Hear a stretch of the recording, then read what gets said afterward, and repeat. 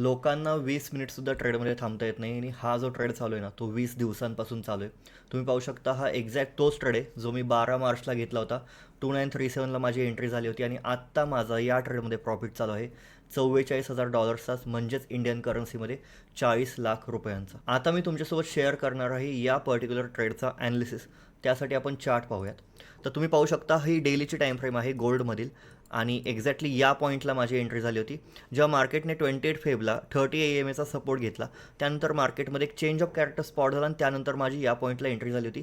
Entry मी plan केली होती 1 आवरच्या time फ्रेमवरती. तुम्ही पाहू शकता एक्झॅक्टली या झोनमध्ये मी एंट्री घेतली होती. अजूनसुद्धा माझा हा पर्टिक्युलर ट्रेड चालू आहे.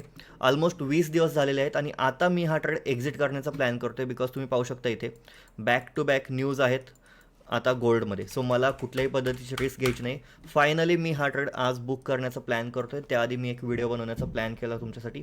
आणि जर तुम्हाला या व्हिडिओची डिटेल्ड व्हिडिओ हवे असेल की कशा पद्धतीने एंट्री घेतली, काय लॉजिक्स होते, कशा पद्धतीने ट्रेड मॅनेज केला, तर यूट्यूबवरती याच ट्रेडबद्दल ऑलरेडी 3 व्हिडिओज पोस्टेड आहेत. त्या तुम्ही जाऊन पाहू शकता.